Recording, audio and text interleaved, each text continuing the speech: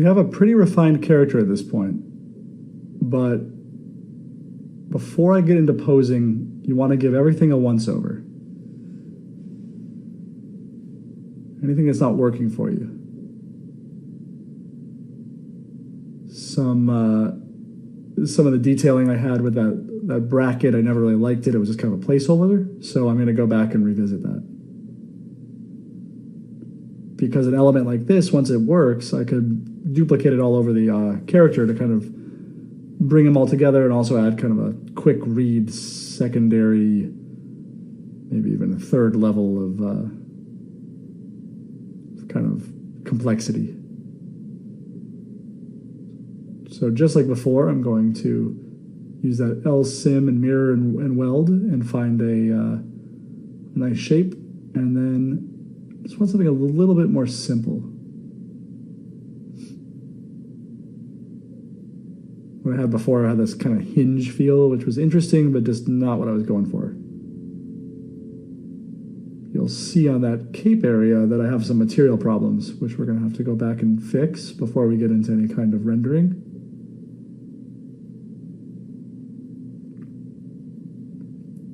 Luckily, ZBrush makes that very easy. So I'm just going to go and mask that off and fill the same color and material as the rest of that.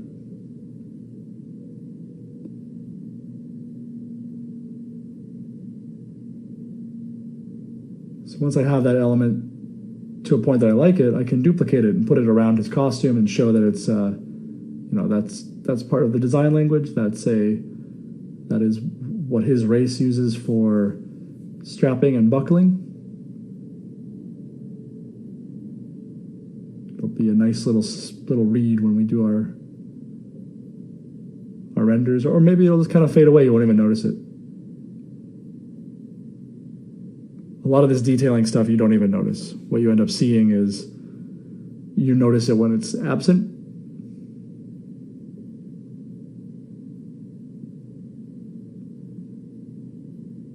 And you might spend a lot of time developing these things and then find once your character's approved, you have to go back and revisit every little bracket and make them custom built. Or I think I mentioned earlier that sometimes you might just get something off the shelf. Maybe there's a screw they have to use to make a piece. So you have to make sure that the design can incorporate that. Every project has its own interesting problems. Thought maybe be interesting up there, but it was a little too much.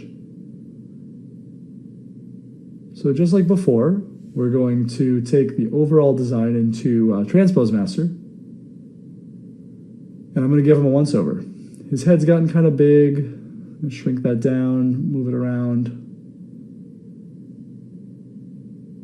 So I shrank it, I widened it out, elongated the neck again.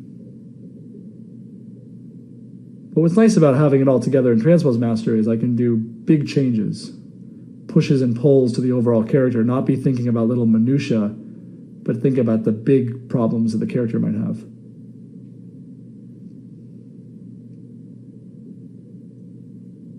And once you do this kind of last pass, it's time to save it before you get into any kind of posing.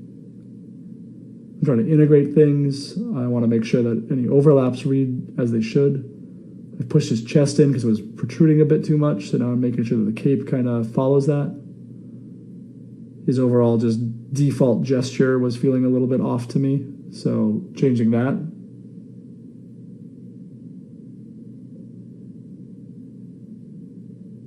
Being able to work on the entire character at once, for me, lets me fix the bigger issues that I might put off if I was just doing it tool by tool. So I've sent him back over, and now it's time to pose him out so we can do some renders and see and make sure that we like where the character's going. So let's talk about posing. Posing can be very imposing, pun intended. it can be very problematic for people to come up with a pose for their character.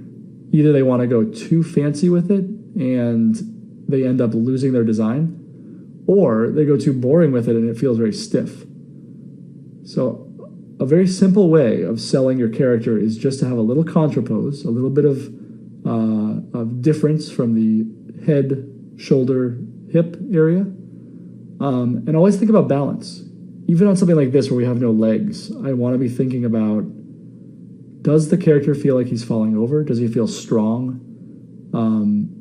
Does he read as a warrior, or does he read as maybe kind of a goofy character? Does he read as an imposing imperial character? You know, when we do some renders later on, you can see just by changing the camera angle, we get different feeling. But the pose itself can say a lot about your character. If he's relaxed and leaning against a bar, that's a lot different than him, you know, standing with the staff at the ready, or sitting on a throne. The same character in the wrong pose can feel very different. And yet, with all that being said, you don't want to go too wild with the pose, because if you go too wild, you might not be able to see the design.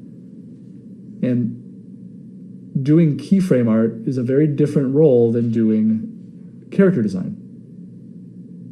Sometimes the two merge together, and sometimes you can find you sell the character better by putting them in context, but not at the expense of showing your design. That's 99% of what we're trying to do at this stage. One of the nice things about working in 3D is you can do both. You could do a moodier piece, put them in an environment. You could do a study of the face. You could do various costuming, no costume, all at once. And for those of you who aren't very zebra savvy, you might be wondering what I'm doing here. And I'm just masking off and I'm moving along where the joints go, where the bones go. And to a point, I'm being very careful about things. I want to make sure that the hard surface stuff does not bend. I want to make sure that the soft stuff bends in the way that's believable. So my vibe here is that he has either just accepted or just completed a job, and he's kind of at rest, but he's also ready to go. So he's going to be kind of draping his arm over his weapon, because I wanted to kind of feature the weapon in an interesting way that wasn't just him holding it ready to fight. And as I'm working here, I'm actually seeing a problem with the design, and it's something that I will have to resolve later. In that I gave him these kind of alien hands with this kind of secondary thumb-pinky area, but the weapon itself doesn't lend itself to that. It's really lended itself to a human hand. So I might need to change the weapon's design, or maybe the handle's design at a later date. For this stage, it's going to be just fine.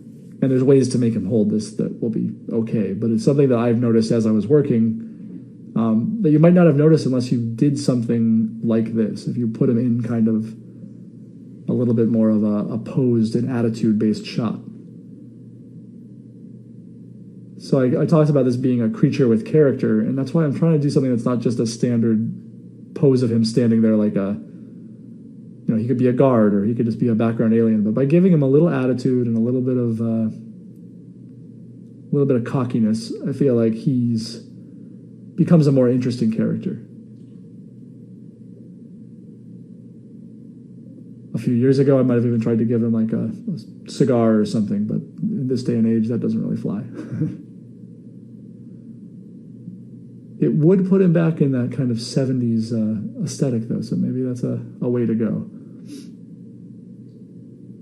One thing I'm doing here, too, is I'm just going through the subtools and making sure that there's no penetrations in areas.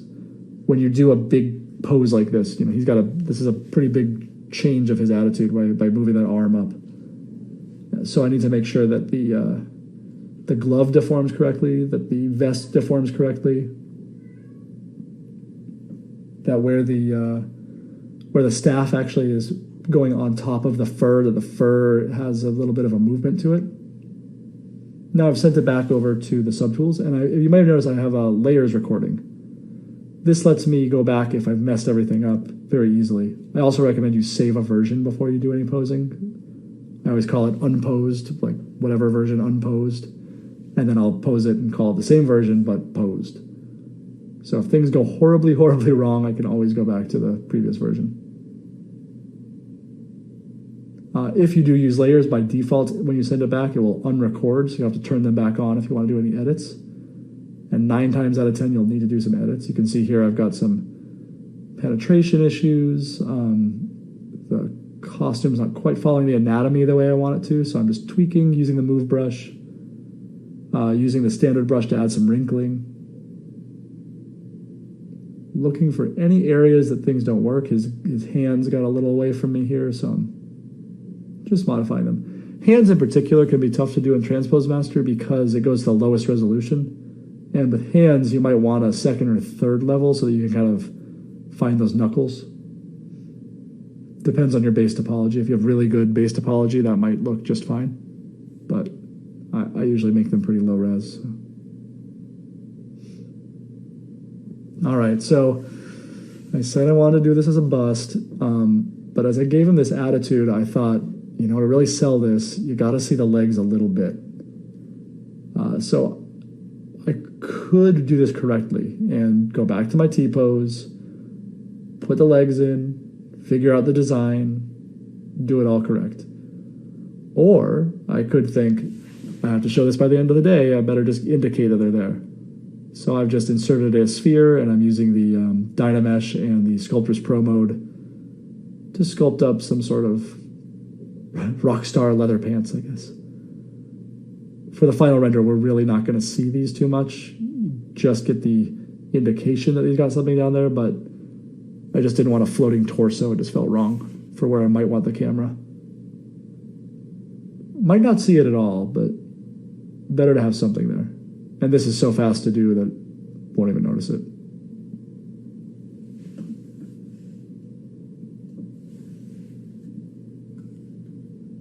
All right, that's looking pretty good. So time to bring it to Keyshot.